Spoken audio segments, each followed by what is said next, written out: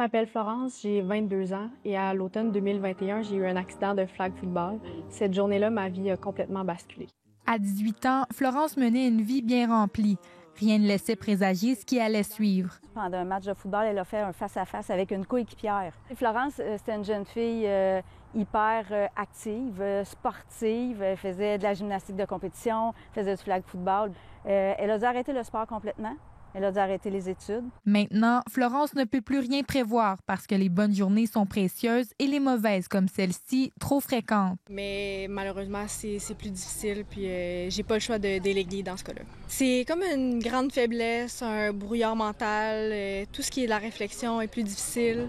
Physiquement, plus difficile aussi. Depuis 4 ans, Florence a consulté plusieurs spécialistes et enfin, un plan de traitement semble porter ses fruits. Ils sont capables d'avoir une intervention vraiment ciblée. Puis les premiers résultats qu'on a, c'est la diminution de la douleur. Puis à partir du moment où on diminue la douleur chez un individu, automatiquement, on augmente sa qualité de vie, un meilleur sommeil, une meilleure agilité physique et tout ça. Donc là, c'est les premiers résultats positifs qu'on a, c'est la diminution de la douleur. Mais le tout a un coût. Plus de 30 000 $ ont déjà été investis et la facture augmente constamment.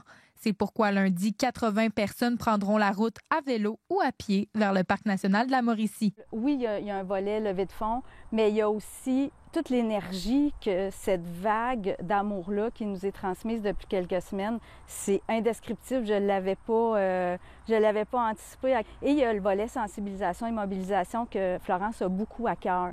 On connaît beaucoup les commotions cérébrales, mais on est peu conscient des impacts que ça peut avoir à long terme pour certains.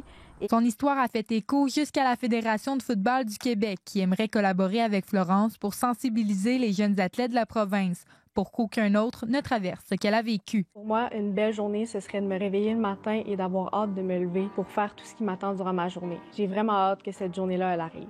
Malgré cette longue route sinueuse, je regarde droit devant et je sais qu'un jour, ça ira mieux. Ici, Léa Lauzon, Radio-Canada, Shawinigan.